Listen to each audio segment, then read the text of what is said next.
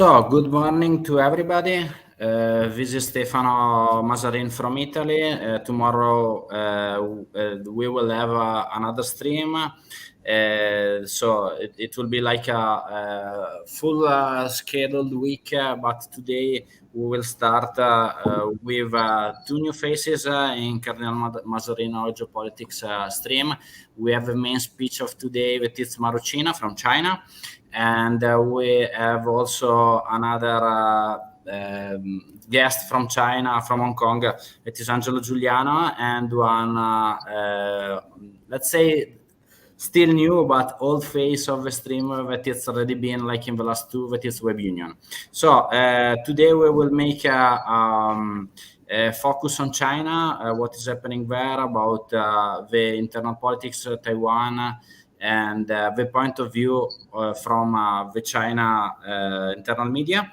So I will give immediately the panel to Marocina. I will collect all the questions that you want about China in the chat. So if you need anything, also not about China, that you want to ask to the guest, we will collect, and I will put in a question and answer panel later. So, Marocina, the panel is yours. Okay, thank you for the introduction. So, hi everybody. So I would like to start with a historical approach, as I always say. If you do not really know much about history, we do not understand what's going on nowadays, and obviously what is happening right now in the Taiwan Strait and the struggle between Taiwan and Beijing is not something that happened overnight. Definitely not because of Nancy Pelosi's visit, but it's something that is deep rooted in history, and it has to do a lot with Western, in a broad sense, in a broad way, so-called imperialistic approach to geopolitics, especially when it comes to dealing with other nowadays powers, because China at the time was definitely not a power, but it's what it is nowadays. And then everything started when China actually first encountered the Western powers, the European powers. Okay, and obviously when United States gained their independence and they started dealing with the rest of the world, well, they were first concentrated in their hemisphere, of course, in the American affairs, meaning both North and South America, and then rapidly started to go beyond that area, more in the Pacific and definitely Eastern Asia. And everything started actually in 1874, but even before, like it was in the second half of the 80s. So the first country attacking Taiwan, when Taiwan was already an identity under the control of the Chinese Empire since the 17th century, was basically the United States of America. So that was the first country who attacked Taiwan as a national independent entity under the control of the Chinese Empire. And so obviously under the sovereignty of that time Chinese territory. And again, United States supported Japan to invade Taiwan during the Wuhan incident in 1874.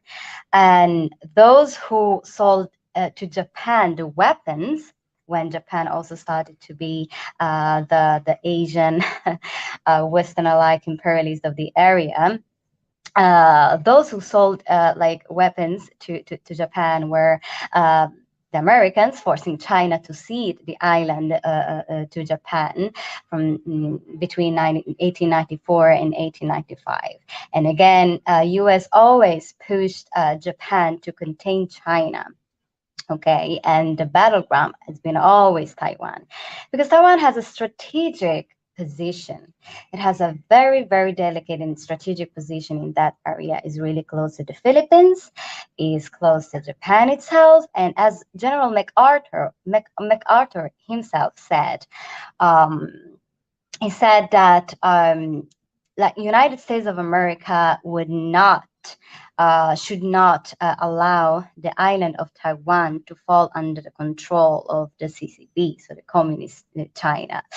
And at that time, they didn't even have like such a great relationship with Nationalist Party of China.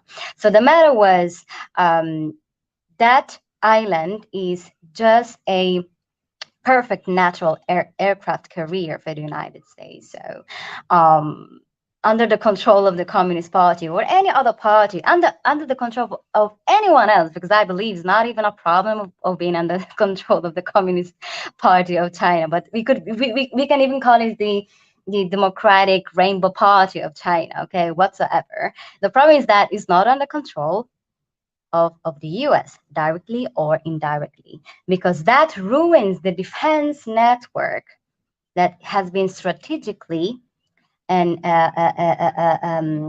set up by the United States in the Pacific region. Okay, so this is something that historically has always been like the same issue, a geopolitical strategic one. So even though nowadays, obviously, of course, so the public is being sold by the idea that it's a matter of democracy, of course, so the public, we like to sell it this way. But he's nothing about it.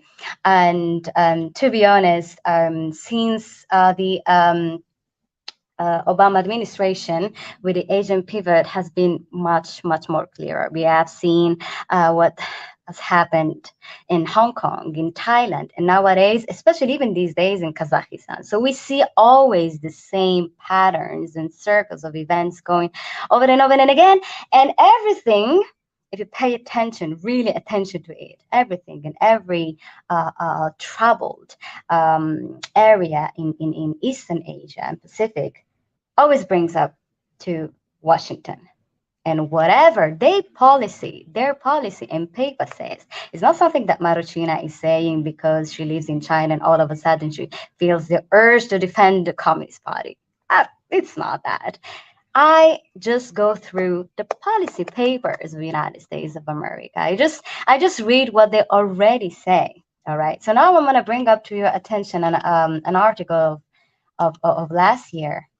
It has been published in the Hill, which is basically it says clearly that America must prepare for a war with China. So we have seen that historically that Taiwan has been always important on a geostrategic level, okay? Because if you control Taiwan, you control the trade in this area. You have the strategic advantage in military terms in this area.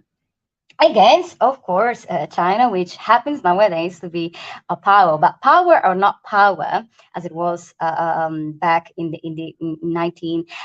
18 or like in the 17th century. Power or not power, it's just like a territory that is absolutely meant to be under the control of Washington in their perspective, because it means also that, okay, you're just like right there nearby Japan. And at that time, with Japan, actually, when the aggressive power of the Axis was important Taiwan for US at that time as well, as a counterbalance of Japan. Nowadays, Taiwan is important as a counterbalance to China. It doesn't matter whoever you want counterbalance, Taiwan is important. Between Japan, between the Philippines, were under control of the US, but in an indirect way, unfortunately, still up to date.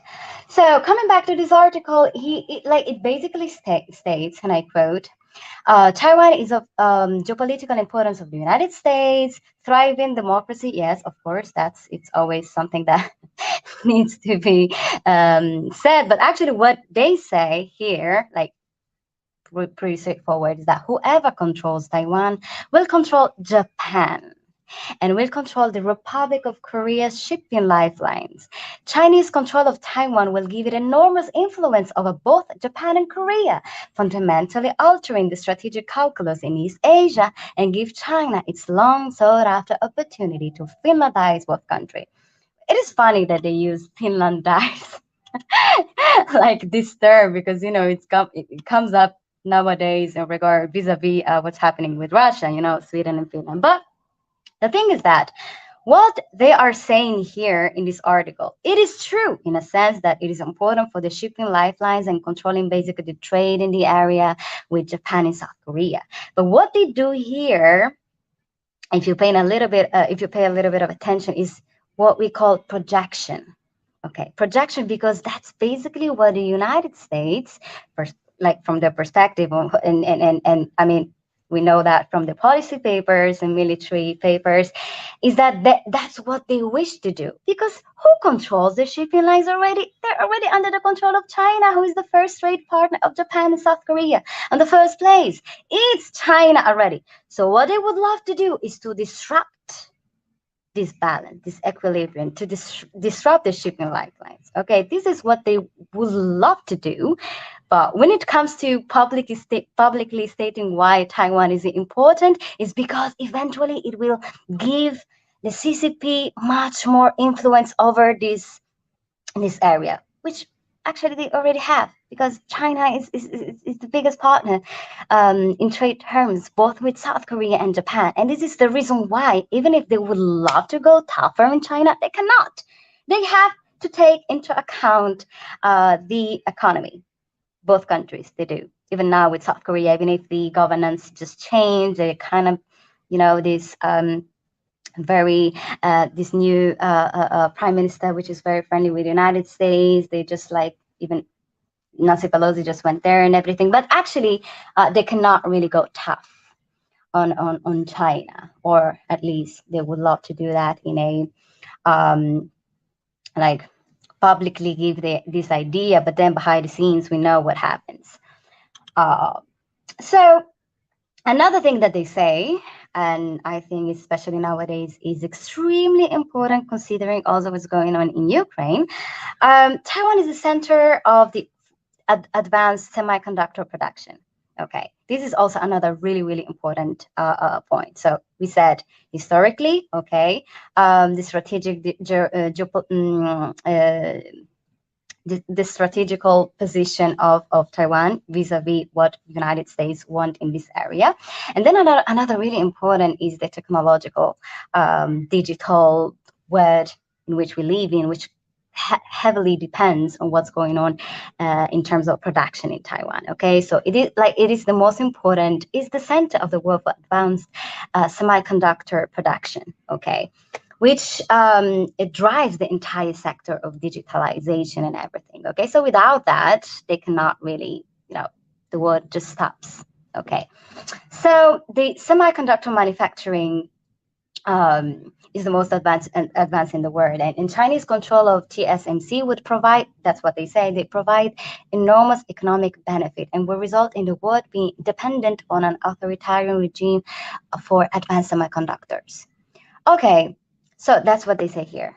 But what it really means is that we want to bring trouble to the island, to the region, so that we have the excuse for the capitals from there to run away. We have the excuse for the production to be removed from that, which is actually what is already happening. Isn't it true that the United States is kind of relocating within its territory the production of semiconductors? This is exactly what is happening.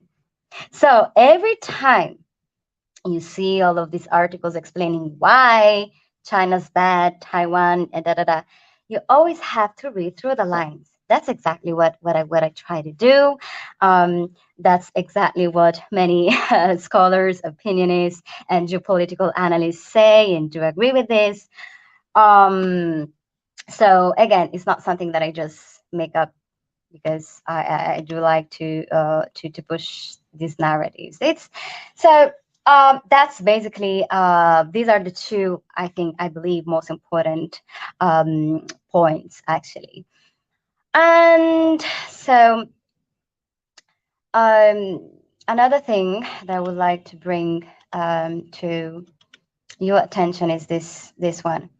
In terms of the domestic governance of Taiwan, there is a huge split in terms of generational, like in generational terms, which is something that is common, is quite the same with Hong Kong as well. So what's happening in Taiwan is that you have the old establishment is completely against what is going on right now. Like I've read and I've heard the words of the former leader of the KMT in Taiwan saying that calling for the new generation to not fall under the trick of the brainwashing things that have been happening throughout the last 2 decades. Because what's happening right now is that the generational gap between the old establishment and the nowadays democratic progressive party, which is basically very, very um, close to the American establishment itself, and actually the very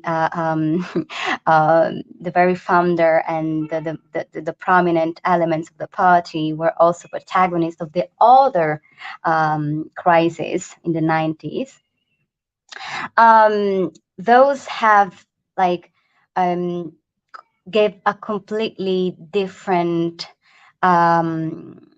setting to the island per se, because as per the constitution of Taiwan, which is something that many people really forget, they claim the rest of the territory of the republic, and actually, if you want to be precise, even beyond the current borders of China, because they even claim some parts and territories of Mongolia, nowadays Mongolia. But besides that, they really want to change completely what Taiwan it was meant to be. They are eradicating this Chinese identity when it comes also to the ethnical thing and cultural and history ties, and making up this new identity, which is the Taiwanese one. So they have been like very hardly pushing this narrative in order to accommodate the new generation for the independence. Okay, so here's the point, and it's really, really important, is that they always pick the young people. We saw that in Hong Kong, we saw that in Thailand, and again, it's going on in Kazakhstan. So it's always like the same kind of the same pattern that we see over and over and playing again. We saw that also with the troubles in the Mediterranean countries, the so-called Arab revolutions, but I mean, we know how they ended up. But this is a really important point, because these actually suggest that there is not a uniform, a unique agreement also on a like popular level about the status of Taiwan, whether they want to be completely independent and break the relations with mainland China, which cannot be, because the Taiwanese, the people that we call Taiwanese there are the Chinese who eventually flew there, or people who went there to work, or people that throughout these 20 years, when they started to talk to each other again, and things were kind of eased when after China entered the WTO, and then the economy boosted, and then the economical trade and cultural ties were rebuilt again. So those are like Chinese people, so it doesn't really like make sense also like on this point of view, that for them to claim a sort of independence from something that they do belong to. Okay, because let's not forget that Taiwan is not like, it's just like a political matter, is a class, the result of a extremely bad and violent civil war, okay, which had as a protagonist the CCP and the Kuomintang. And at that time, the Kuomintang didn't agree. So this is the irony also, the historical irony. At that time, the Kuomintang didn't agree to have a democratic representative parliament with the Communist Party and all the other parties in China, because let's not forget there are 10 parties. It's a very particular system here that they do have, but there are also other forces, except that more than 90 million of people are like they are members of the Communist Party, so of course they rule. So the irony is that at that time they didn't really wanted to accommodate these forces, and what happened? They could sort out the situation only with war, and that's the civil war that happened. And eventually, Kuomintang, the nationalists, just escaped in Taiwan, and the situation was quite unstable for over 2 decades, because the world was dealing with Taiwan, with the government in exile in Taiwan as the official government of China, whereas the rest of China was completely ignored. And then obviously here, the contingency, the situational geopolitical environment changed with the great break between USSR, okay, Khrushchev, and the CCP, and then eventually they decided to open up in a pragmatic way to United States of America. So basically, it's just a political matter. So there's not such a thing as a Taiwan identity, although I recognize that, when you're on your own for years and years, you cannot develop that mindset, especially for, again, the young generation.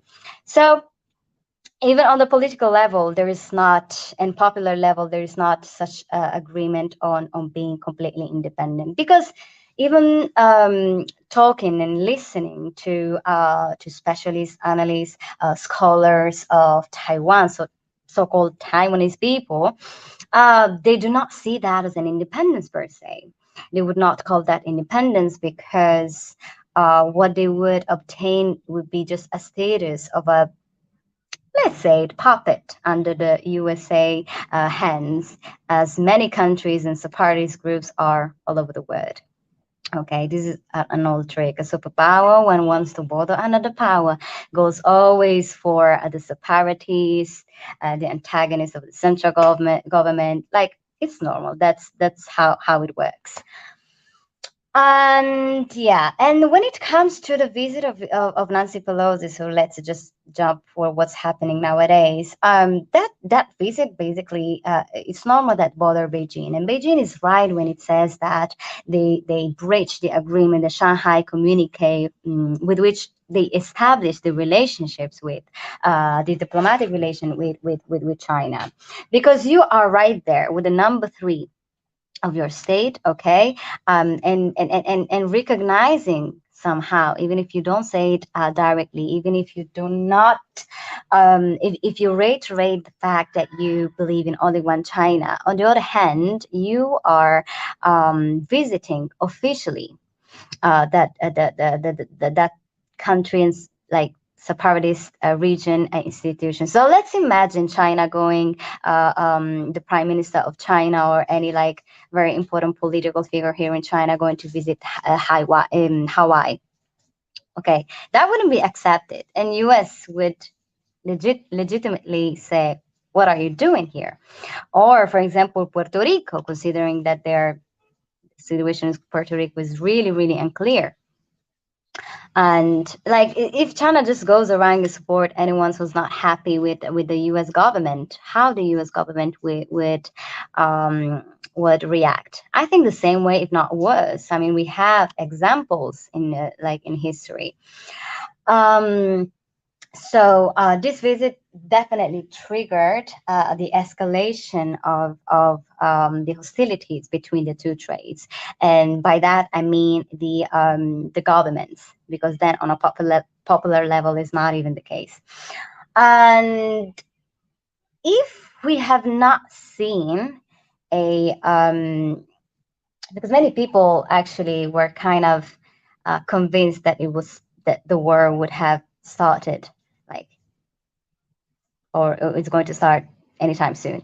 The thing is that if it didn't start, it's because basically the Chinese people, both in Taiwan and in Beijing, they do not really want to ended up fighting, because both sides actually they always reiterate the fact that they would come back together in peaceful means. And that's a dignified way to solve these this issue among them. So that's basically the mentality of the Chinese people. This is like the culture, also on a cultural level, the fact that you really you can win a war if you don't use violence. That's basically what both sides want to do, and they would like to reach that in a diplomatic way and solve it in civilized way. But we will see how it will end it up, because in the meantime, United States has been selling like very modern military technologies to the island. So, and then also that breaching the agreement, the Shanghai Communique.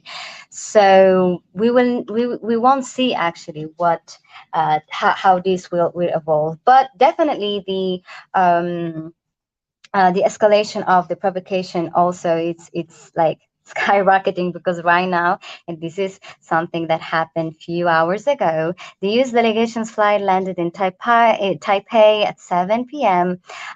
With the Senator Ed Markey. So basically, the senator is visiting the Taiwan authorities, and they intend to discuss the U.S.-Taiwan relations, regional security, trade, investment, global supply chains, climate change, and Asian mutual interests. So not only the Nancy Pelosi provocation on the Chinese point of view has happened, but now also this other U.S. delegation is coming. So this is like another step further.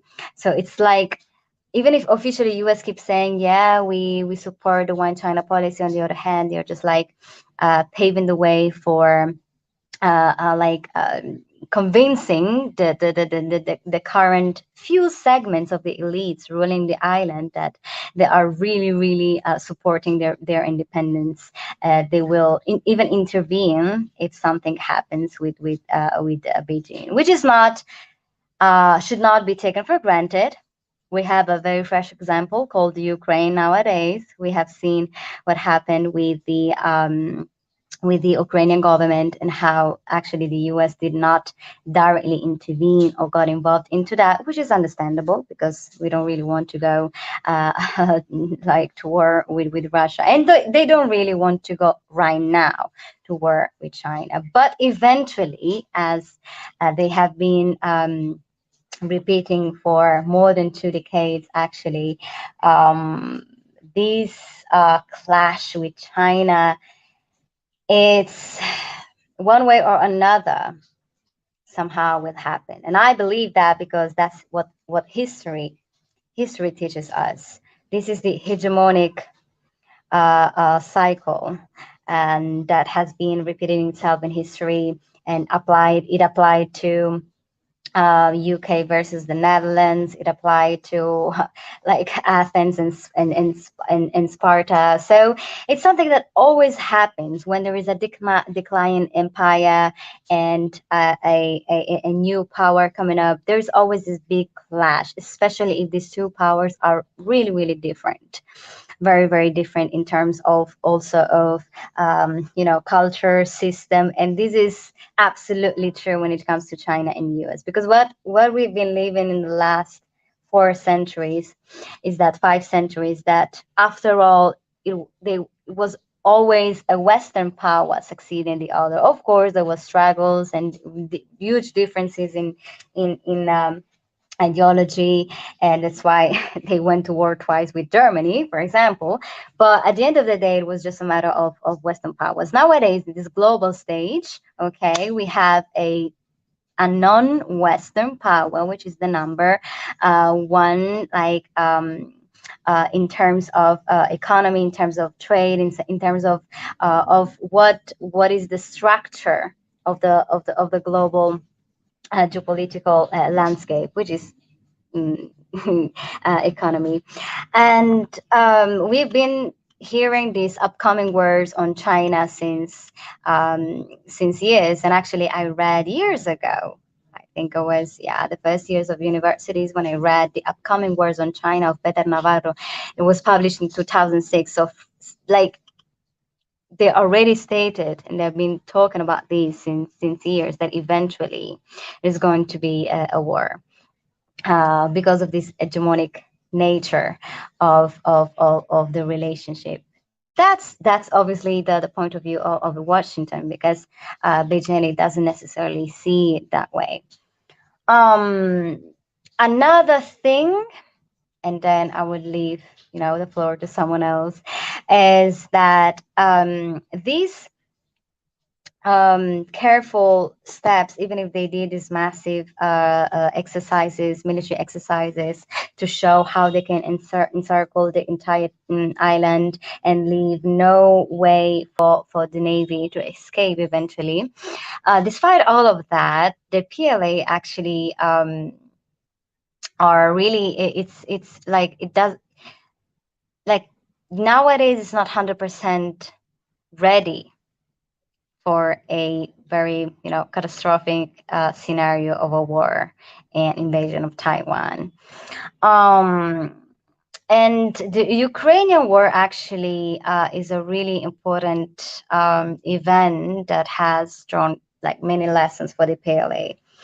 And yeah, because essentially what China has nowadays is the People Liberation Army, right?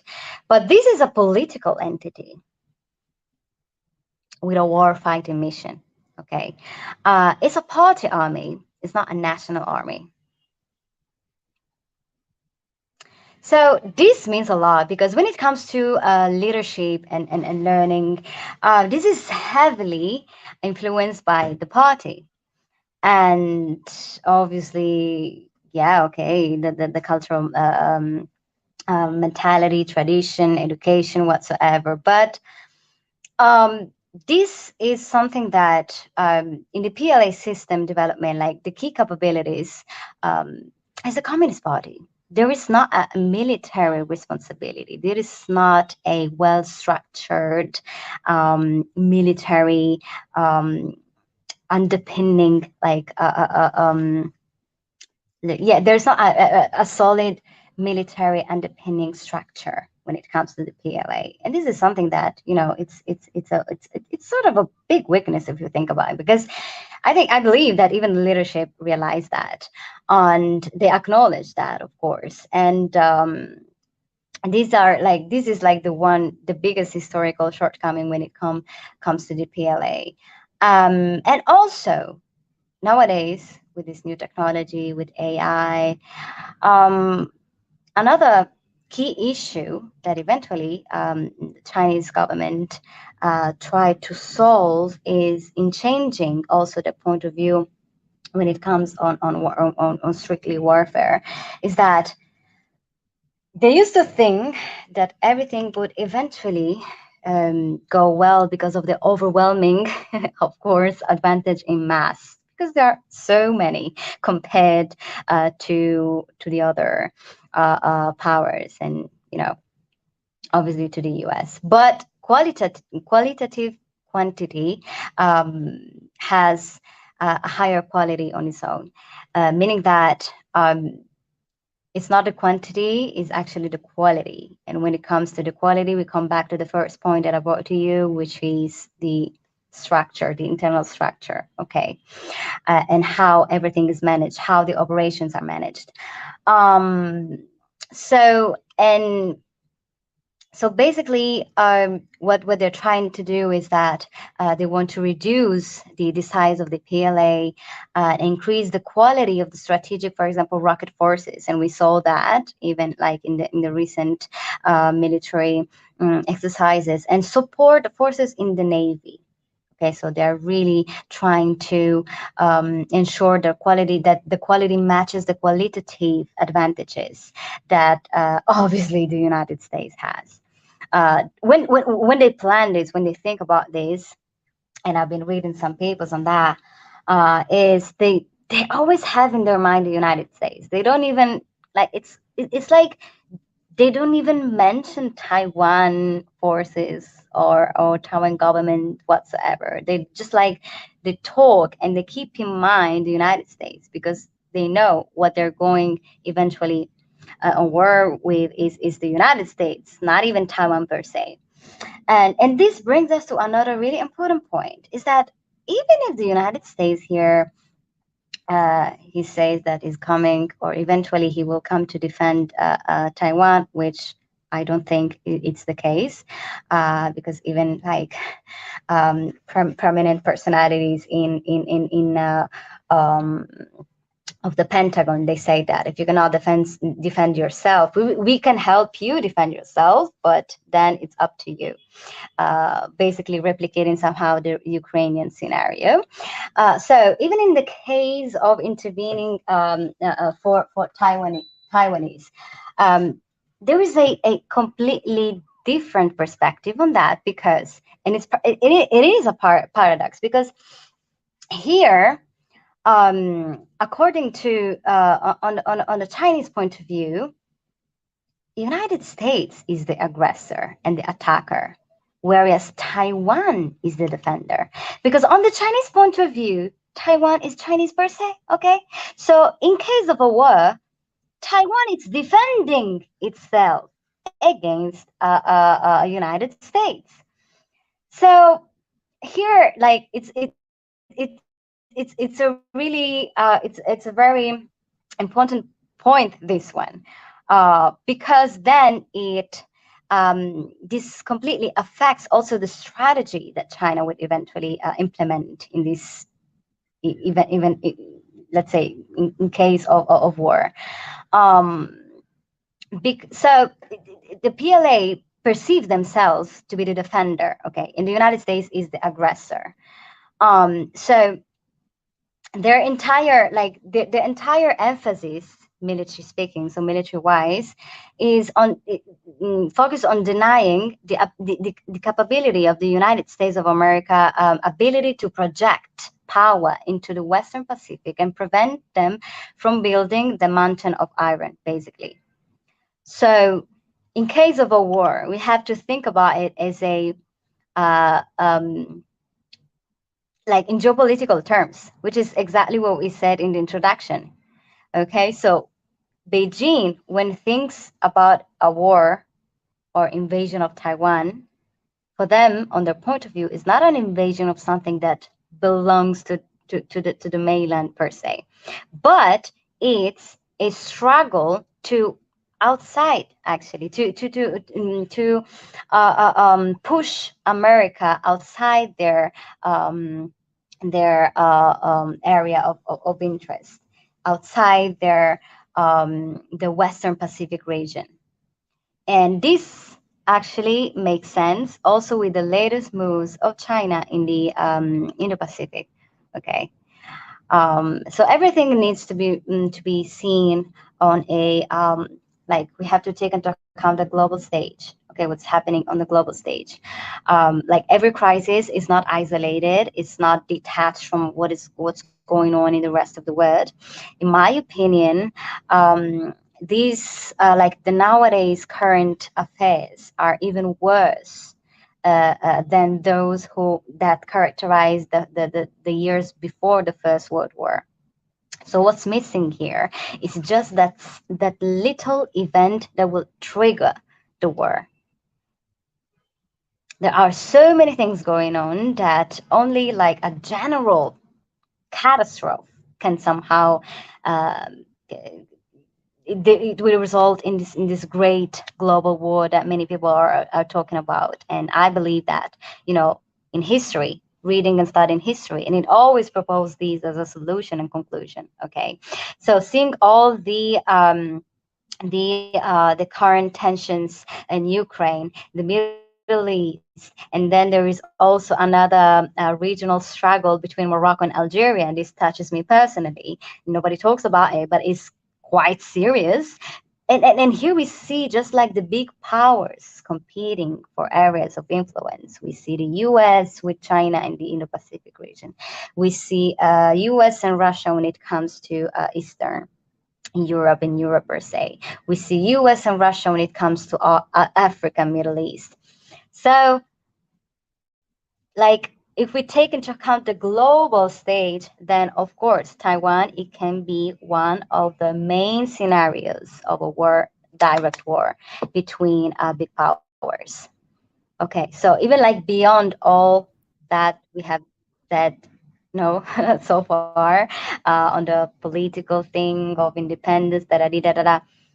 What we have to take into account is just the fact that the big like the great struggle between the great powers is real. It's happening on a financial level. Russia and China agreed together to build a completely different infrastructure when it comes to the financial world order.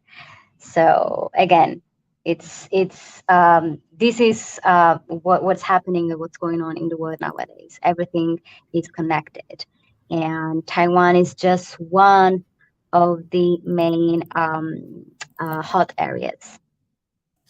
Yeah. I have like collected a lot of questions for you. So now I will start to give it to you, and then if anybody want to intervene, be free to do it. So starting from Caitlin, I have collected some questions before, but I will start from the people that is online now. Do you think that the capital will start to leave Taiwan because of fears of invasion? Like maybe Of course, that's what happened. also Angelo, I mean, both your point of view. You want to go first, Marocina? Yeah. Okay, but really, I would say that actually is already happening. There are already plans to relocate some of the main um,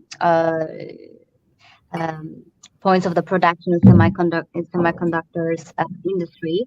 So they already started to relocate to Arizona, for example. Some of them they plan to do that. So of course, everywhere there is instability, the first thing that runs away is capital, which is the same thing that happened to Europe. So Yes, I want to add up one thing. They actually they're starting an alliance called the Chip 4 Alliance. This really include the US, Taiwan, South Korea, and Japan. The idea is to build up this coalition to fight on the chip sector.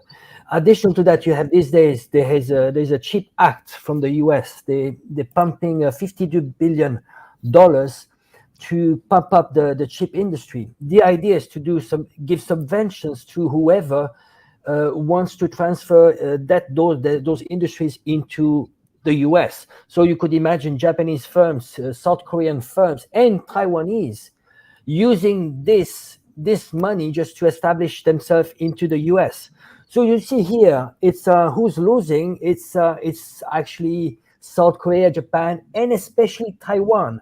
This process is very interesting because it's a process of stripping out values from Taiwan. If you look at semiconductors industry in Taiwan, that's the best industry that Taiwan has. It's highly profitable.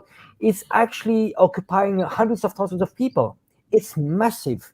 So what they're doing is slowly transferring, the best of what Taiwan has to offer. Additional to that, where do the capital will go to, where those industries will go to if there are tensions between China and Taiwan.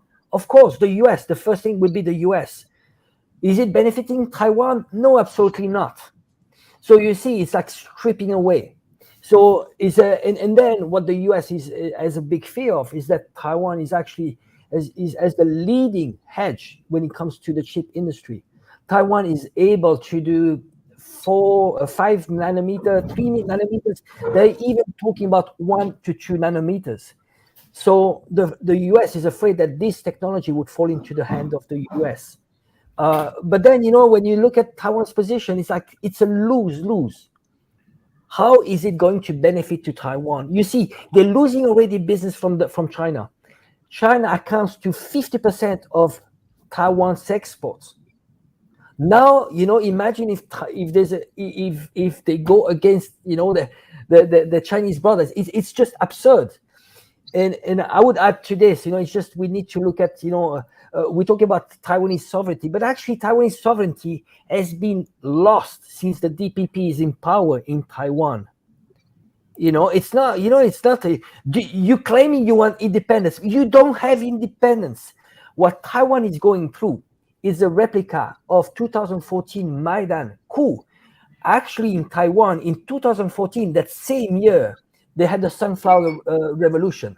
The Sunflower Revolution was a critical action that at that time in history since 1949 was the first time that the Taiwan and main China were extremely close to a kind of de facto reunification because there was a free trade agreement between both.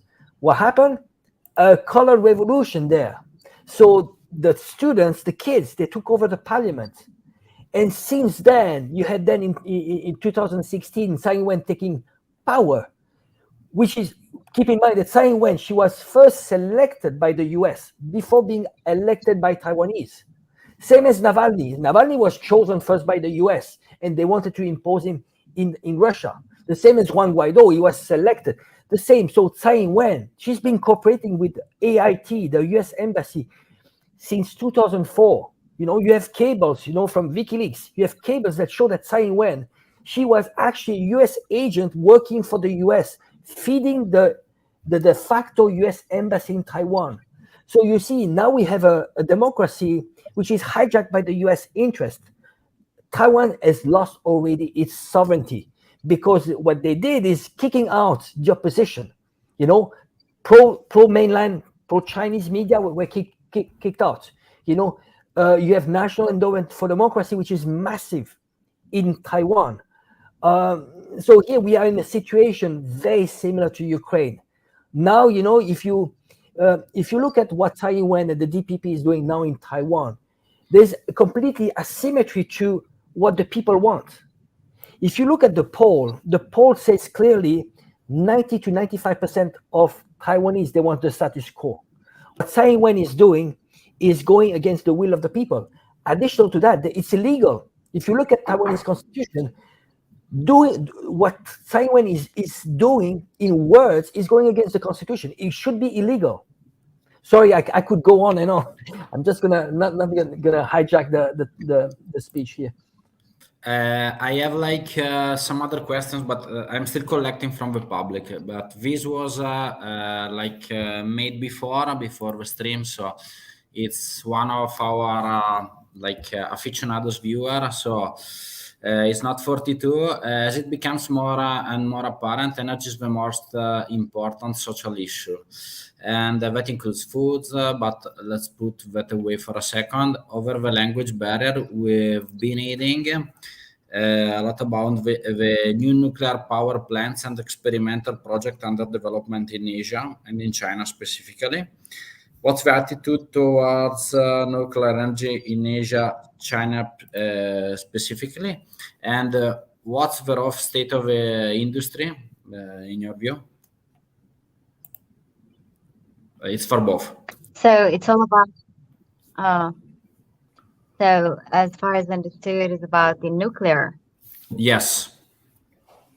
Nuclear. Well,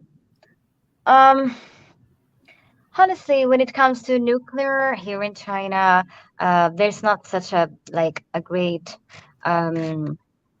there's not so much going on, to be fair, because China, they're quite happy what they develop in terms of military nuclear capabilities. There's no point in keeping developing them and becoming Russia or the US, because they already reached the point of deterrence decades ago. So yeah. But when it comes to this region, the point here is North Korea. So that's kind of the weak and big question mark when it comes to nuclear power, but in military terms, of course. And that's what it's kind of destabilizing the region, because we don't really know what's going on, but we actually don't really know what's going on also nuclear terms between India and Pakistan. I would say that nowadays more and more countries, they do have the kind of destructive capabilities, even just much Marocina. more than those. Yeah, just sorry to cut you. I'm not sure that the question was related to nuclear energy, right? Yes, the question was about the nuclear energy, and the not like the military use, but the new technology, because At least as I studied the argument personally years ago, like China was the only nation in the world that was like developing new power plants, except for France. Like Russia, it's only old power plants. US only old power plants, except that, for example, US it's pushing a lot in the production of micro nuclear power plants, not the old technology. And Chinese were still like producing and planning to make, as I remember, but for sure more than 20 new nuclear power plants. Oh, yeah. Okay, So the question was not about the production. military. Yes, energy production. Yeah, I ended up Yeah, there. I I ended had up there because we're talking about women, so that's where my mind ended up. But yeah, even when it comes to energy, China, you have to understand that the thirst for energy is huge in this country. So that's why they try to strike the best deals when it comes to gas and oil, both with Russia and Saudi Arabia.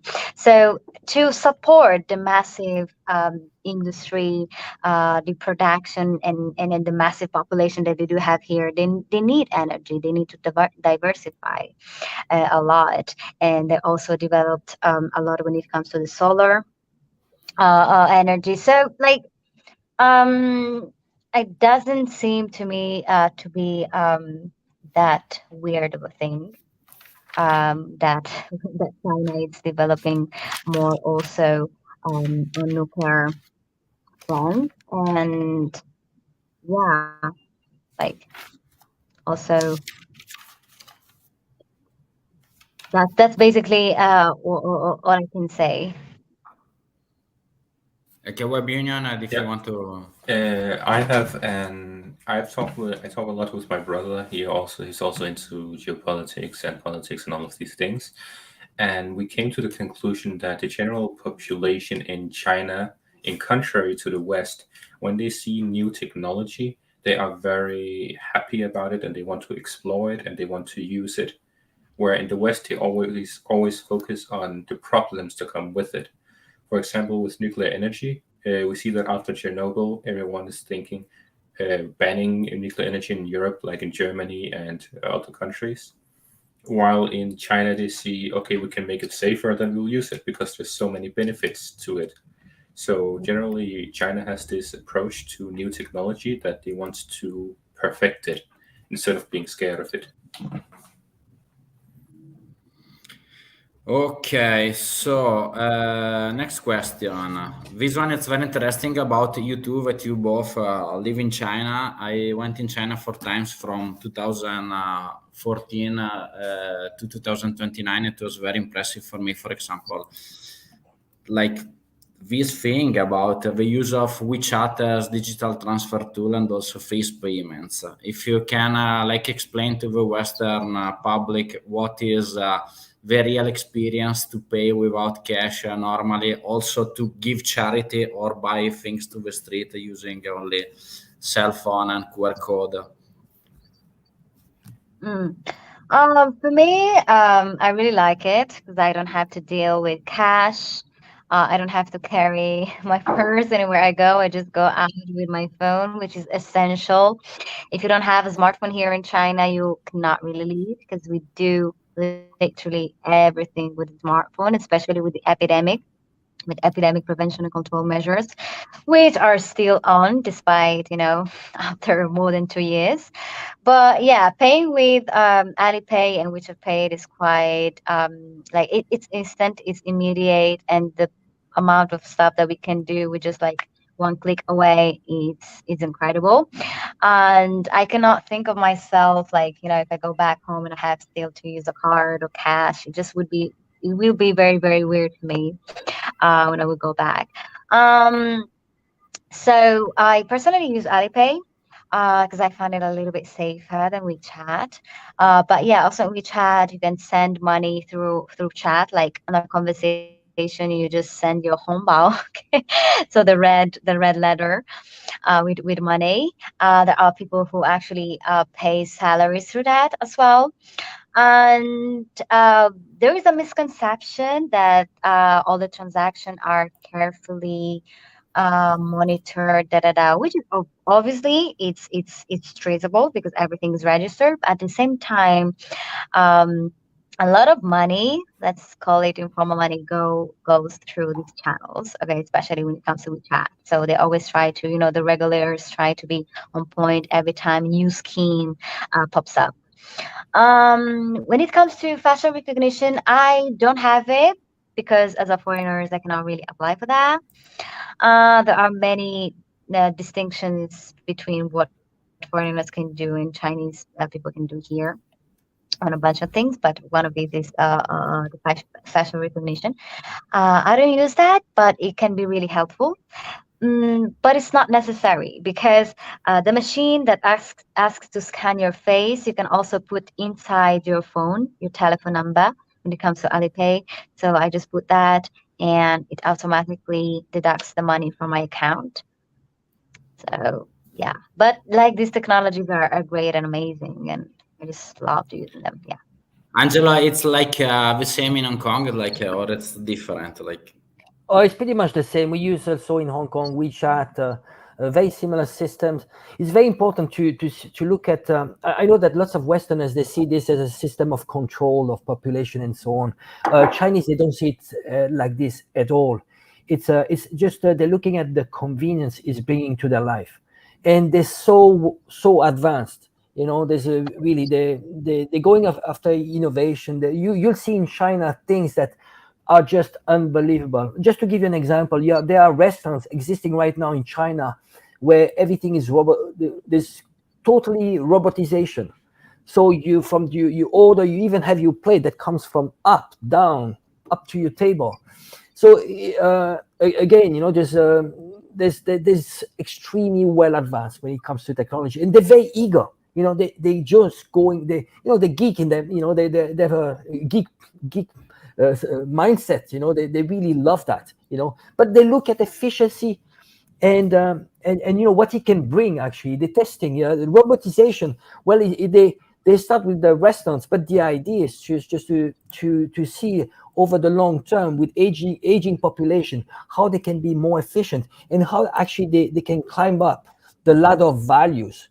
So that's what China will do in the future, is provide those payment technology, which actually they're doing in Africa. Right now in Africa, they're providing solutions for payment platform and so on. And they're helping the global south to make this big jump.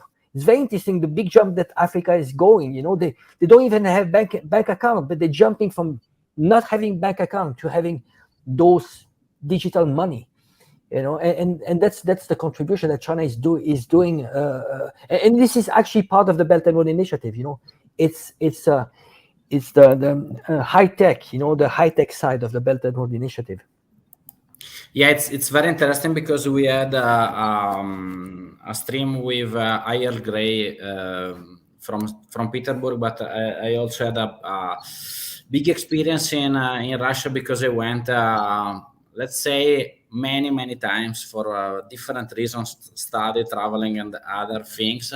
And also in Russia, there is like this way of payment that it's very easy. For example, in Russia, you can make like money transfer via telephone number, but it's very strange. Like you can send money only knowing the number without knowing bank accounts, nothing. It's connected to your bank account. So you don't need also, for example, any application. It's very interesting. Like if you will try to explain something like this to Italy, to my father, it will kill me. Like, no, how you can transfer without any information. So this, I think that Asian people, but also Russians are a little bit more, let's say, prepared to the innovation. Also, another thing yes. that people usually don't think about is that here in China, the population is massive. So actually having these tools, it just streamlines the, the payment processes, and it's something that is really, really needed. So if they can do it, just showing their faces like these and smiling to a camera, they're happy to do that. Because it just makes things faster because, a lot of people are here. So the struggle is real.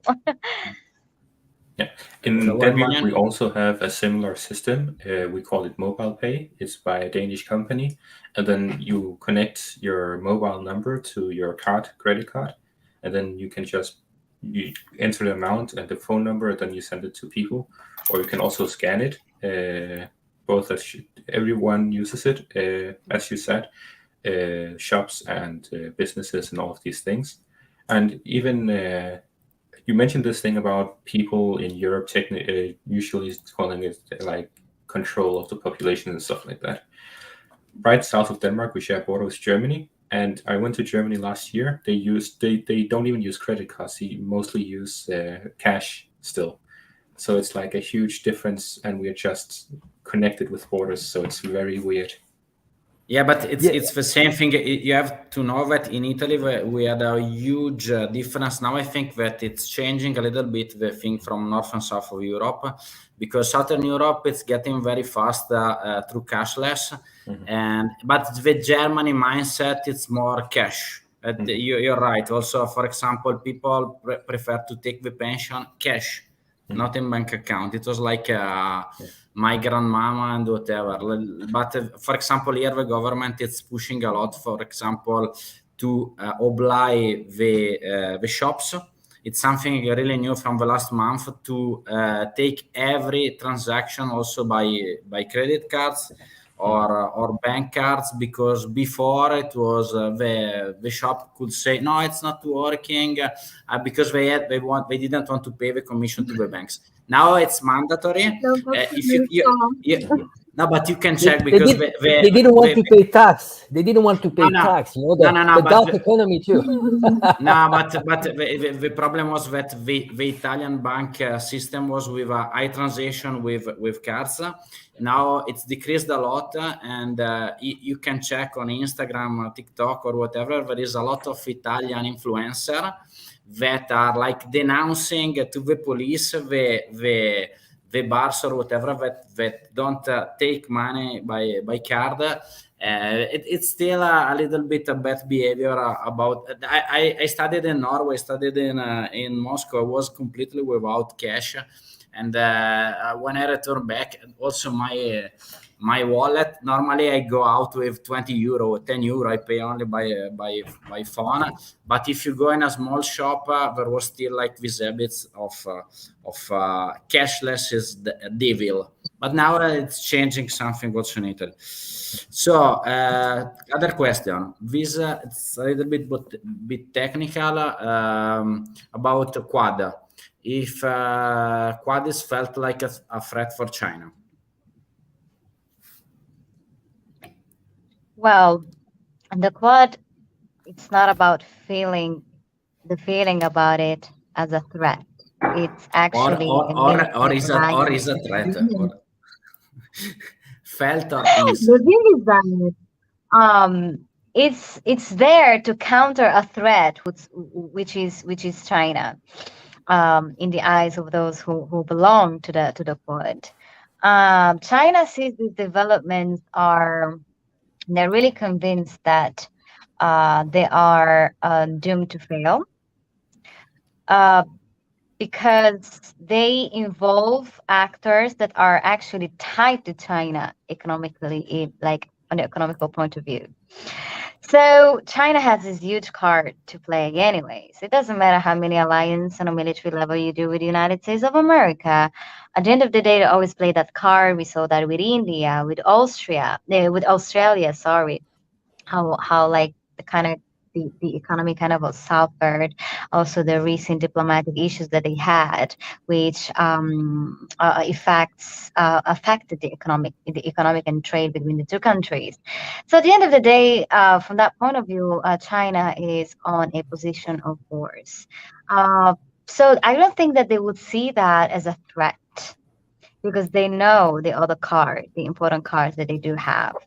And another thing that people seem to forget is that China, at the end of the day, will always remain China, meaning that they always have the card of the isolation path.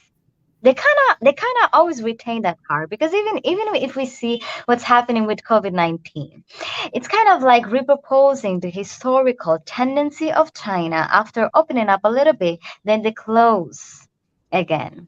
And with this COVID-19, we've seen, I mean, the country is still closed. We can't even go to Hong Kong, honestly. I mean, and it's supposed to be China.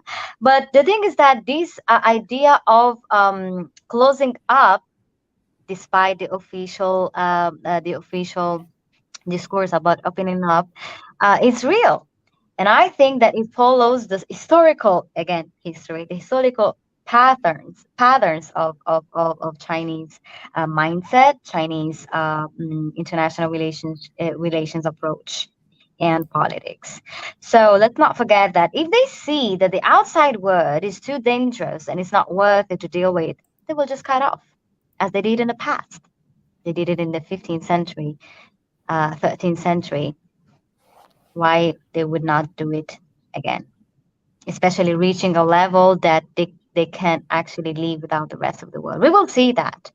But in any case, they don't perceive the Quad per se as a threat. The number one challenge remains, and it is US.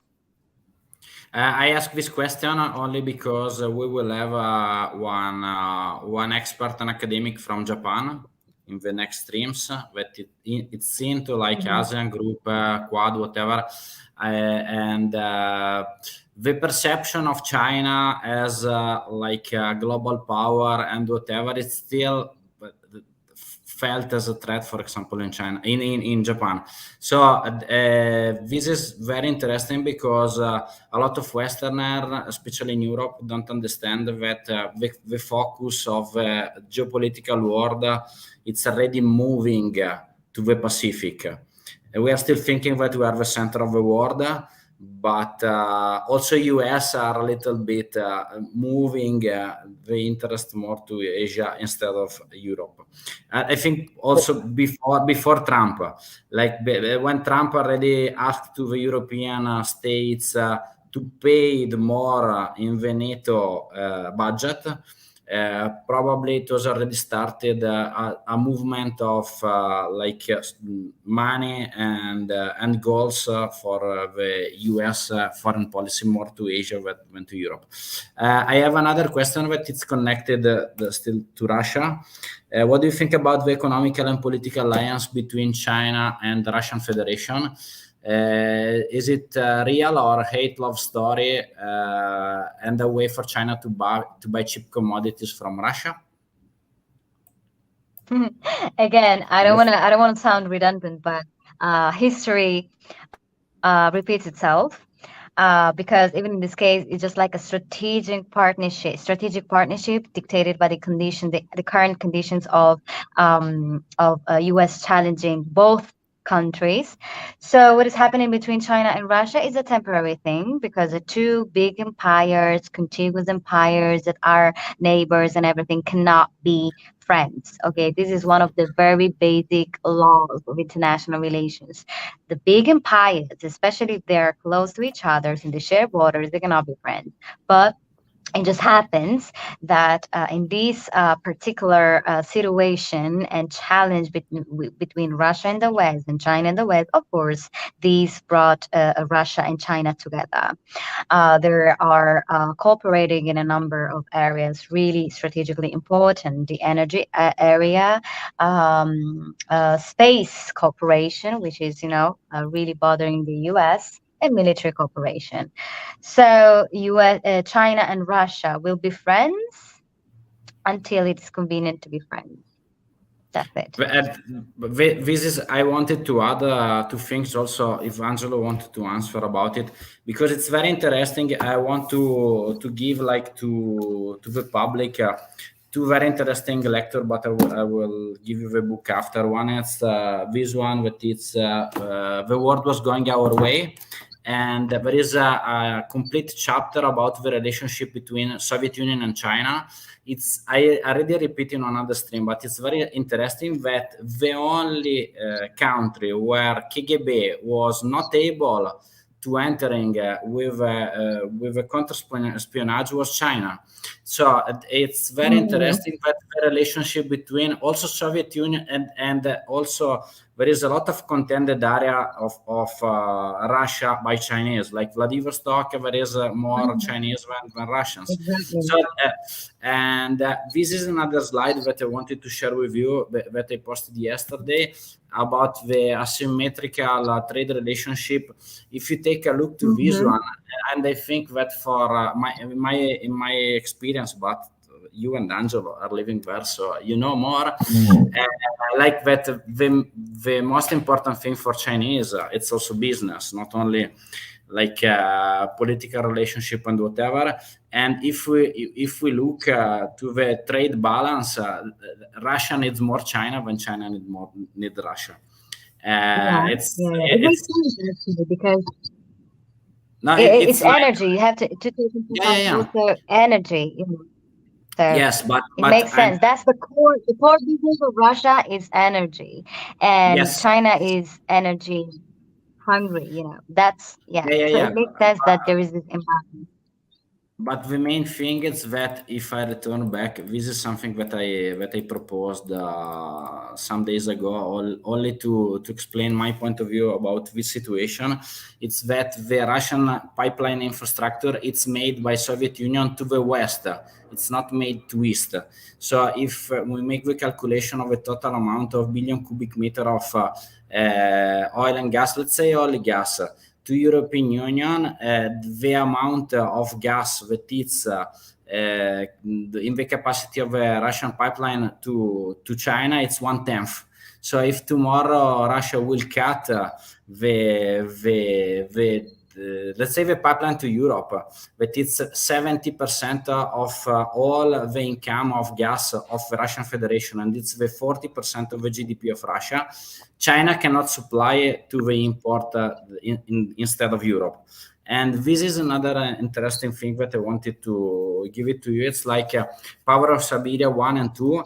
The biggest capacity will be about 30 billion cubic meters of gas. Actually, they import about Europe, it's about 170. So this is why, for me, I think that China and India, they're also taking the right moment, and it's like a business, let's say, a good situation to trade with Russia now, and they are not in the Western sanction, but it's probably temporary. Because if you take a look to the business relationship of China with European Union and US, it's still more than 40% of their trade balance. If you take Russia, it's 3%. So if you have to choose, I know that they can sell extremely cheap gas for the moment, like you can see it now, like the Ural gas and oil, it's sold with $35 discount to China and India. It's a very good discount. If it was not in a situation like this one, to be in a choose of business partner between 3% and 40% of your trading balance, it could be, I think, a little bit dangerous. But your point of view about this situation from China, Angelo, also, if you want to.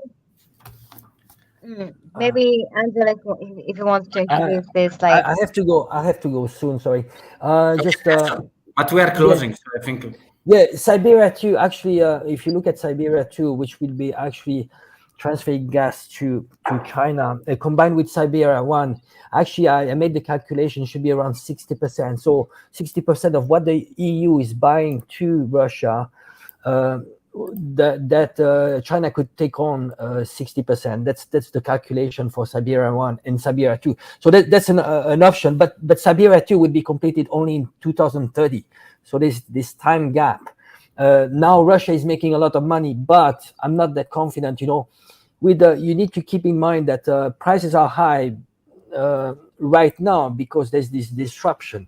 But long term, especially with the recession, there's going to be less demand, and then prices are going to go down. So there's going to be a problem for Russia how to finance the war. And my take Angelo, on this, this only to complete your sentence. This was like the communication of yesterday of Central Bank of Russia, that it's already saying that they are forecasting that the price will be $55 for absolutely. This is Russia. It's not like US. No, absolutely. So I believe, I follow you on this, absolutely. But my take on this is that I really believe that, right now Russia doesn't have access to international funding, so that you cannot issue bonds. Nobody's going to buy Russian bonds. It's going to be difficult. But I think that China will have Russia's back when it comes to economy. So this is, and when it comes to the partnership of Russia and China, it's really, of course, Russia. Especially when it comes to the EU, China is a very big weight because it buys so much. I doubt that Germany, a country like Germany, they're suffering so much already for high prices of energy they're buying from Russia. They're doing economic suicide. They're going to disindustrialization. If the big question, if let's say China was to invade Taiwan, I really doubt that EU will take the same stance as they're taking when it comes to Russia, because already EU is going down the path. I mean, big time. It's going to collapse. I mean, it's collapsing right now. I'm not only the economy, but also the politicians are. They're going to fall one after the other. But when it comes to China, I really doubt that the EU is going to follow on that path. And when it comes to, just to go back to the relationship between China and Russia, you see now, it's not, they're looking at a multipolar world. They're not looking at either Russia or China. Here you have the BRICS. You have so many actions prior to invasion of Ukraine, and the direction is going to. They are actually, but it's a bit of speculation. What I'm saying is here, you have the UN, which was created after World War II. That was the new world order. And then you had the IMF and World Bank. You could imagine a new world order that if the UN doesn't adapt, that BRICS could be a new nucleus entity that could spread and become so big that actually could overtake the UN and say, well, you know what? You become irrelevant because you do not represent Africa, you do not represent the global South, and so on. You see, I doubt that it's either Brazil, it's either Russia or China. No, it's not. This whole BRICS idea, and when you have India just joining in, when India is an enemy of China, it tells you so much. Additional to that, you have Saudi Arabia and so on. We need to look at the big picture. It's not either Russia or China. Here, they want to impose a new world order that will be multipolar. And I don't buy in this. They had friction in the past. In the 60s, they had border disputes between Russia and China. And again, at some point, when China played the card to be pro-US, but it was just on the facade.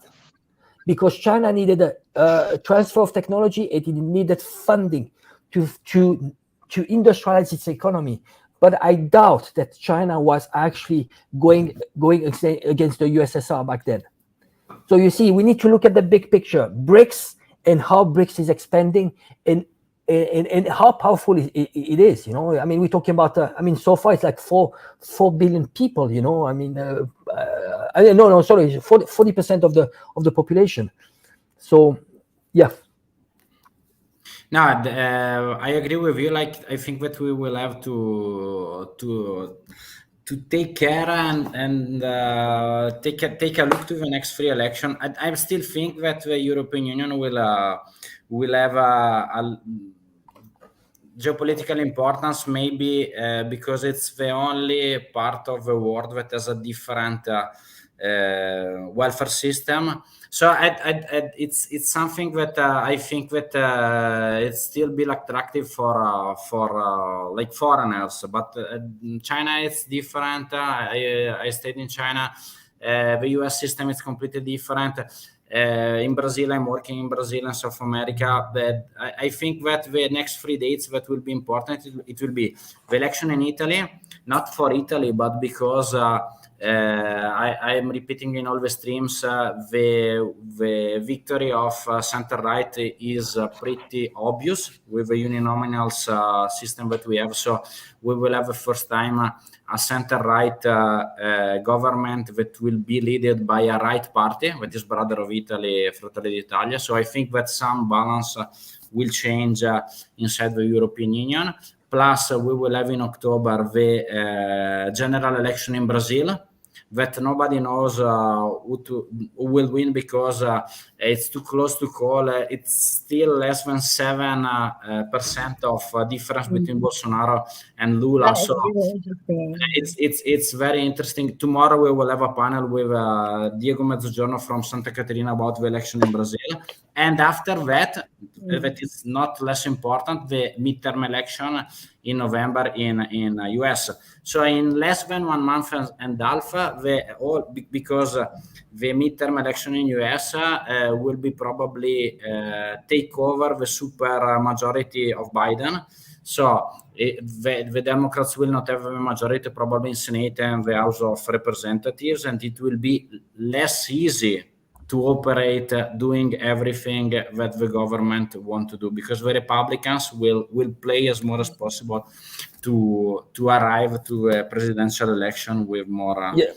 Can I add one thing about this? I mean, really, just we are talking about democracy and election and so on, and well, the way I see it, I mean, the EU. You're talking about Italian elections. Well, the decisions are made in Brussels. It's been a long time that Italy has lost its sovereignty. They need to follow the lines of Brussels. When you look at the US, you know, and now I'm talking about geopolitics, they are constructing an illusion of divisions. And, you know, people are arguing, oh, yeah, well, the Democrats and the Republicans and so on. But who really rules? America are the donors, and they fund the same parties and so on. The thing is that people are still obsessed about that. But in reality, you know what?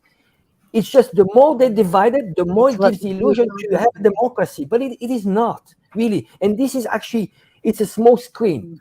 They divide to more control. So they divide people. How are they divided? They're divided on marginal stuff. Abortion or not. Guns or not. BLM or white guys. But if you look at really, it's just absurd. At the end of the day, I follow that. It's okay. But, you know, ultimately, how much is it going to affect geopolitics? Zero, really. That is a distraction. And we've always fallen into the trap. I'm willing to listen to, okay, Italian politics and so on. But is it going to change government after government? No. Ultimately, the EU was a way to hijack European democracies. Now we're talking about the election and so on. You know what? Is it going to change anything? If you really look at how it's constructed, and the construction of the EU was a CIA initiative. You know, if you really study the history of the EU, was a CIA initiative. And when you look at the direction it's going, I mean, especially after what happened in Ukraine, you know, so when we are talking about local elections, it's like, okay, you know, but you know what? Is it defining geopolitics? Either the US or EU, we are talking about the elites, the rule. And when we are following that game, we fall into that trap because it's the same ass but different chicks. Really, sorry. I just got so tired of this because it's always, you know, oh, it's going to change it. What is it going to change? Nothing. It's just, you know, I mean, somehow. Well, unless you are societal, you know, if you politics, you see politics in a societal way. But societal way doesn't define the quality of your life, because people, what they want is what they put on the table. Do you have healthcare or not? Can you put your kids into school or not? Education, I mean, basic stuff. Here, politics in the Western world, it's a divide and control. When you compare, I'm just touching China now, the idea, and it's very cultural, it's a unifying system. And then inside the unifying system, it's a meritocratic system, meaning selection election, but who's good climbs up the ladder of their democracy. The thing is that we are claiming to have democracy, and we are claiming they're not a democracy, which is completely absurd. It's exactly the opposite, because they perceive themselves to be democratic at 80-90%. For example, when it comes to China, when we have a clown Biden 30%, when you have Scholz like 30-40%, I mean, it's clownish now that we have in the West people claiming democracy and so on, when it's a divide and control system, and we still fall into the trap. It's an elect and regret system. How many times have you voted, and how many times you regretted, and next time you fall again into the trap? Because they're not listening to whoever votes for them, they're listening to who financed them. And then you have those joke of democracy where they become millionaires, like Biden is worth 70 million, Pelosi is worth 100 million. So when I was elected in Switzerland, I have experience in politics. I was elected at the city council of my city. I know how it works, but the thing is, it's not delivering. And we are in a status quo. It works at a regional level, city level, regional level, not the national level. It's been a long time where we have lost our sovereignty. And remember, the foundation of democracy is sovereignty. There's no sovereignty, you don't have any democracy. So when they are telling me that in Italy we have democracy, I'm just laughing. We tried to have a democracy, but in the 50s, 60s, CIA was pouring money. The communists were supposed to be in power. I'm not. That's the reality. So you see, again, we're talking about those elections and so on. Yeah, maybe Brazil it might happen. It might be different. Yeah, but Europe and US, yeah, well, it's the same ass, different cheeks. Now, what I was telling, it was different because my opinion about European Union is different. But I'm still in politics. I'm a local level town councillor for mandate.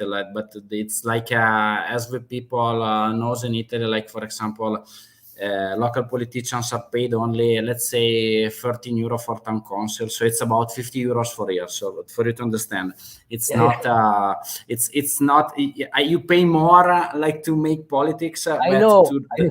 So it's in Italy, like the only paid level it's over regional. So if you are regional councillor or national councillor or European the MAP, under that level, it's like, for example, now the provincial councillor that previously was, let's say, a very important level, it's completely for free, without any emolument, without any salary. So nobody wants to do it, and it's like still responsible, for example, of schools, provincial street, whatever. What I wanted to say about the results of the election in Italy, it's that it for me will change the balance in the European Union, because it will be the first time where a government will be led by a right party. If you look from the Second World War, it was mainly a center government, center right, center left, but the core was the center. This time, like the first political party that will have at least 22%, it's a right party. So that it's like completely against the immigration, that it's like, for example, wanted to make a heavy blockade on the Mediterranean. And the second biggest party in this alliance, it's still like that. So I think that in that case, we have, let's say, ahead of the European Union, but for national level, there is not a lot of control. Isn't it that democracy? If the people want those parties to win, is that an expression of popular will? Or is it democracy only when the liberals win? No. For me, it's okay. I don't care who win. I say Italian people want. Yeah. No. For me, I'm saying that for the first time, the balance will be a little bit different than Yeah. the previous. So not a good or bad. It's and for the other Yeah. election, the core was mainly the same, like Christian Democrats, a little bit more left or right. Now it will be a government that will be like more right, not Yeah. center right. Yeah, Uh, can I add one? Yeah, can I add one thing, Jill? It's just when you define right or left, and it's very interesting. We have a different definition, but there's lots of far right parties that we have in Europe. They can be extremely socialist, more than the fake left, synthetic left we have all around Europe. What I'm Yeah. saying is that they define themselves as being right, but it's more like on the value side. It's societal. So basically against immigration, sovereignty, and so on. But I want to add, in Europe, especially in France, the first that were against immigration were the communists, because the communists they But knew. Angelo, Yes, you see whatever my point. that party, like Brother of Italy, it's like the continuation of Alleanza Nazionale, that was the social movement, Italian social movement. So it was like the heritage of the fascist party. So this is like really the right. So Yeah. it's not like the right that you have in Swiss or in France. So this is Okay. why it's a conservative party, but it's with the heritage of not far right, because it's not far right, but of right. Yeah. Historically, like the right Um, parties in power in Italy were more like center right, let's say more Yeah. liberals, blah blah blah. So let me put like all the last question to close. I because I have one for Marocina. Question to Marocina: what do you think of where Morocco stands in the geopolitical energy situation in North Africa, with tension getting high, Russia, China being more active in Africa? Yeah. So there is an extremely good question, because I brought it up this point when I said there is a regional competition between Morocco and Algeria, and I'm actually optimizing the article on this, because we really have to keep our eyes on what's going on between Morocco and Algeria. With that, I mean they're not diplomatically in good relationship right now.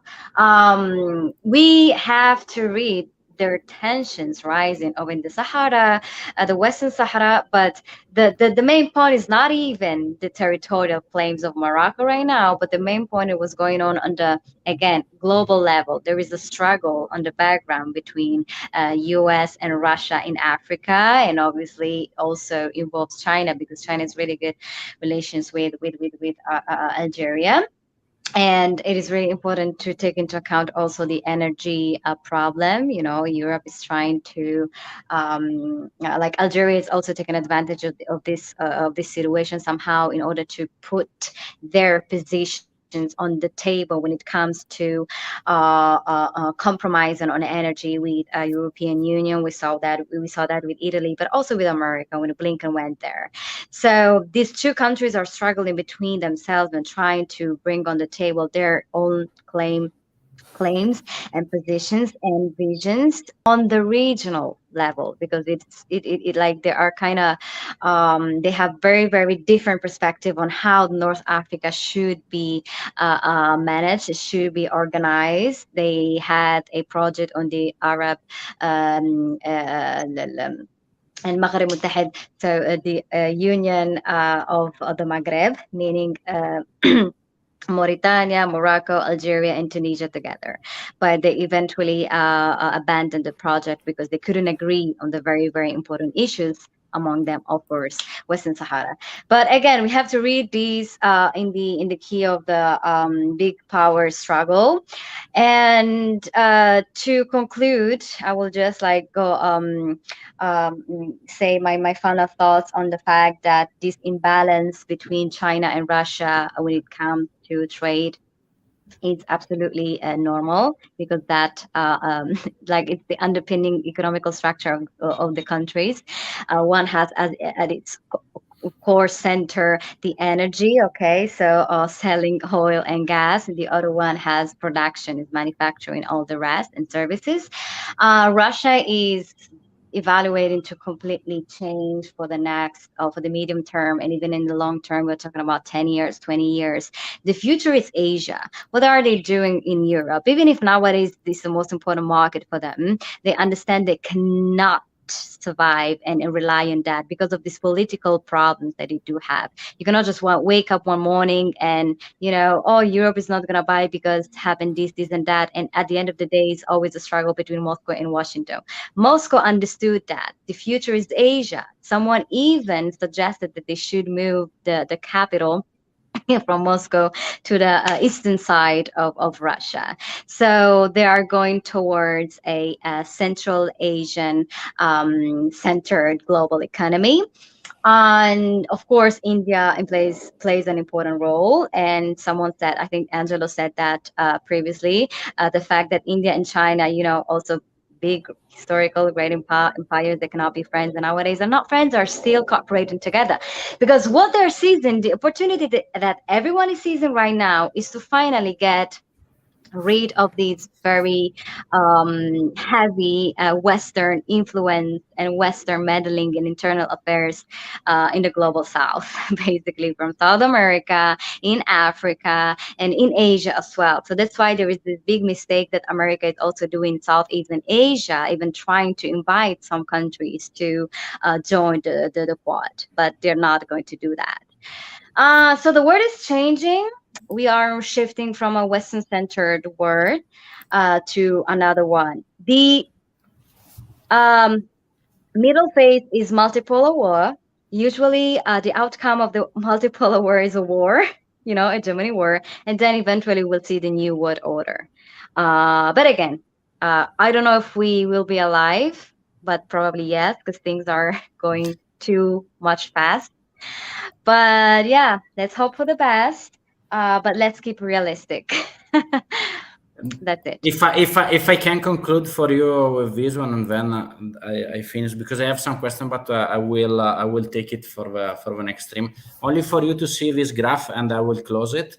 This is interesting because this is special for you, Angelo, because it's interesting thing that the main problem of the export that we will have about oil and gas is that Russia, it's mainly with pipes. So as you say, the power of Siberia, it will be ready at least in 5 years minimum. So power of Siberia 2, let's say 5-8 years. Also, if it's very fast, let's say 8 years, and Russia cannot survive 8 years without the export of gas to Europe. So this is thing that the main problem is that what will change, in my opinion, and this is why, not because I'm Italian, but Italy will be very important, it's this thing. Because Italy will become, it was not a will of a nation, but it will become the national importer for gas for all the European Union, from Africa, let's say from Algeria, Tunisia, Libya, whatever. But the other most important part is from the Trans-Anatolian Natural Pipeline, but it's finished, it's operating the last 2 years.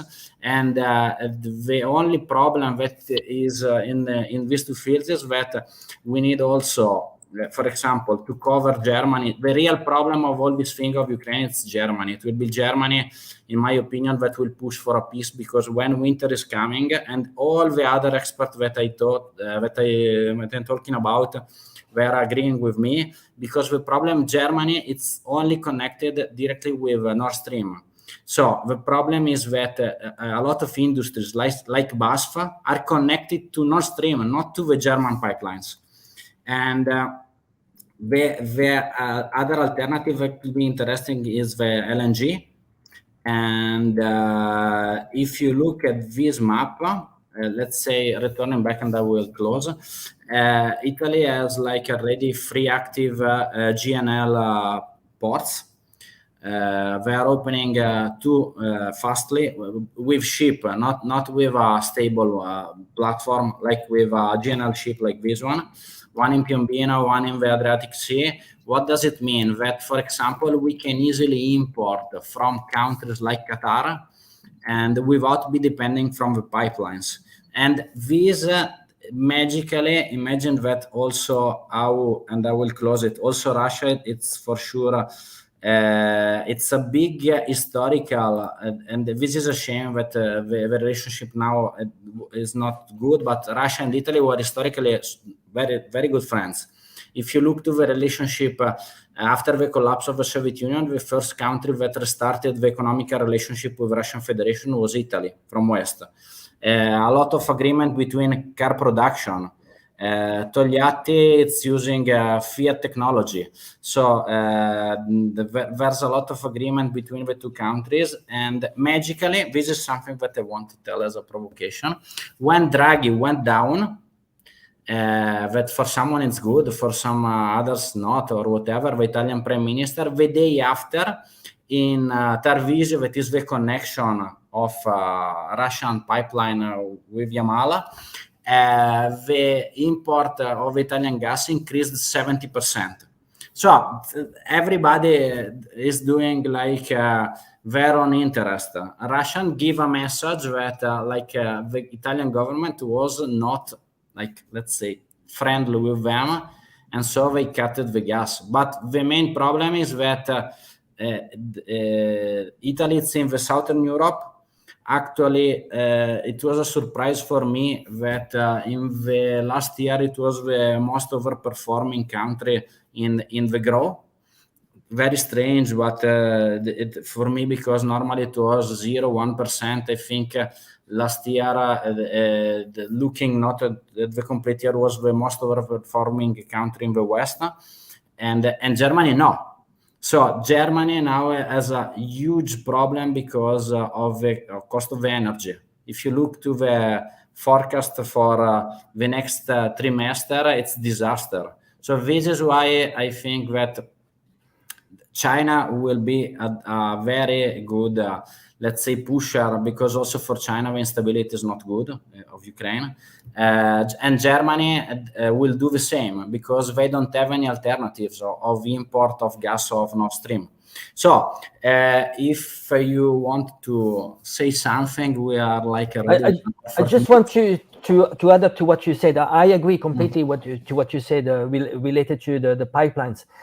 When I'm looking at when I look at the EU and especially Germany, the long-term effect is going to be high energy prices. So it's German economy used to be very competitive, heavy industry, because of cheap gas prices coming from Russia.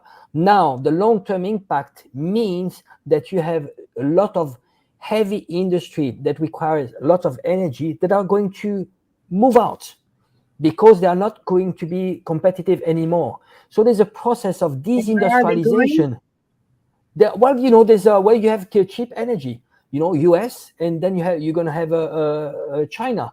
The thing is that some industries, the cost of energy accounts to 30%. Now, if you triple the cost of energy, then you're not competitive anymore. So I'm looking at the long-term impact. It is massive. Now the Germans, what they're focusing is how they can get the gas that is going to miss, that they won't be able to buy from Russia.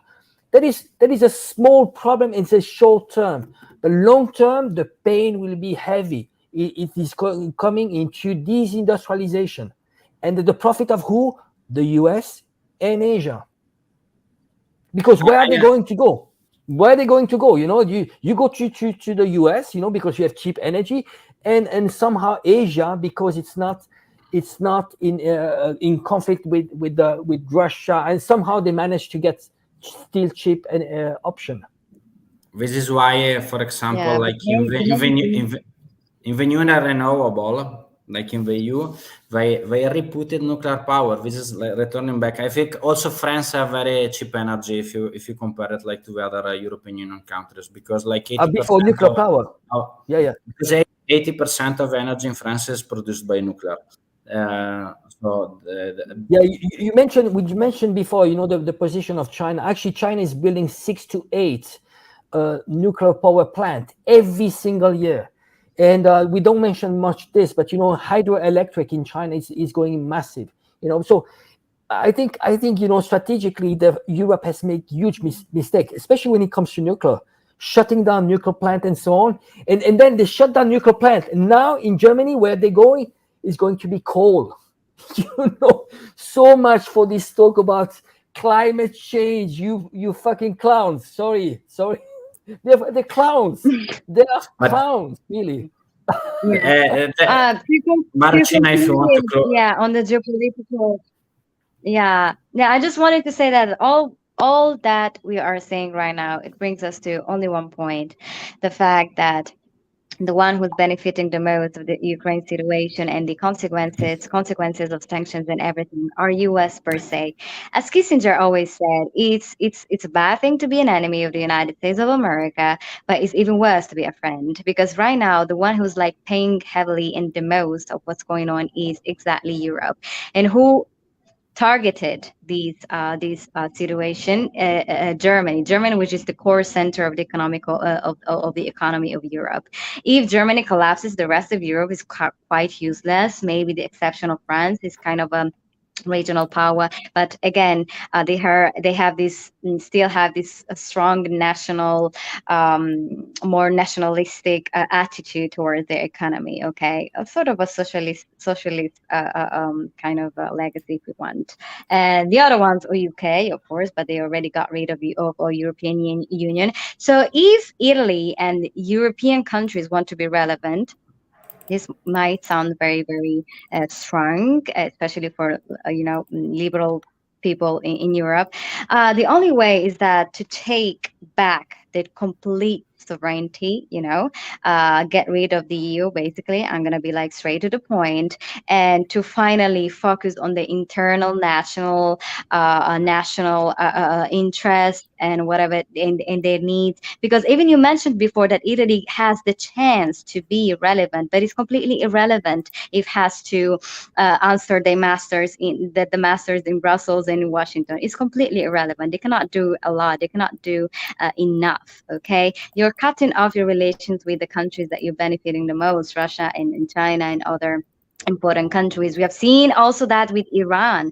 Come on, an alternative to Russia was Iran, but with Iran they cannot deal because America doesn't want. So at the end of the day, Europe is just like following the master and losing it all, and that's really, really a pity. I mean, Europe used to rule the world, and now just because the 1% of the United States of America agrees on something different, they have to follow. That's really, really sad. And I don't see a bright future for Europe and European people. There are a lot of struggles going on there, but this could be like also a moment to realize, especially when you see these right movements winning, which for me it's not even that relevant, because at the end of the day, when it comes to geopolitics, international relations, and international affairs, they don't have spaces of maneuver to say it all. It doesn't matter left or right. When you have to follow and stick to the NATO, you don't really have that much freedom in terms of following your own interests rather than other interests in the name of what, democracy, maybe, I don't know. But yeah, that's what I would say, and that's how I would conclude. So pessimistic, but realistic. Okay. No. Thank you all. I mean, it was interesting for me to have like an Asian point of view. Like only to give the last image, only because a lot of people doesn't know. Like the indirect problem. It's both. It's a combo, because Germany and Italy, it's like 50% of the sole production of the European Union. And a lot of people doesn't know, but Germany and Italy are completely interconnected in the manufacturing, because it's the only two biggest manufacturer nation in Europe. It's Italy and Germany. If you buy an Audi, most of the components, it's made in Italy. It's not made in Germany. It's assembled in Germany, but made in Italy. So in automotive, in chemicals, whatever. So this is, I think that I agree partially with you both that it's a momentum, but let's see what will happen, because the Eurasiatic bloc with Russia, I don't think that it's finished, probably temporarily, but there was that idea to move the capital to Central Asia, but it's failed. They didn't move. It's something that it's theoretically, but the main problem is that 80% of the Russian people, it's European, it's not Asian. So in mentality, they're still a little bit in between. They don't know who they are. They are like Eurasian, but 80% of the population, it's before Urals. And the block, the core of the Russian bloc, it's around Moscow and Peter. So it's very complicated when you think about but Russia. Before that was Central Asia. Napoleon brought Russia into the realm of European affairs. So I think that if it's history, and it does repeat itself, it wouldn't surprise me if again Central Asia and Asia would be the center core of Russian politics. For sure, but we made a panel about it of my friend that was studying 4 years in Bishkek in Kyrgyzstan. Central Asia, it will be very, very interesting, because the next core, for example, of oil and gas production will be the Caspian Sea, but from the east side, not the west side, because the fourth biggest oil field in the world, it's still in Turkmenistan, and it's not yet super used. There is no pipes through the Caspian Sea. It's going a little bit to China, a little bit to Russia, but it's still, I think Central Asia will be very important for the geopolitics of Asia, also for Europe. Let's see. So, thank you for your time. Wait 2 seconds till I close the stream. For all the viewers that will watch the stream after, if you have any question to the streamers or for the next stream, just put it in the comments. We will have a lot of other streams in the next weeks, and we will update you soon. So thank you for your time. I hope that the session was interesting for you, and see you soon. Ciao.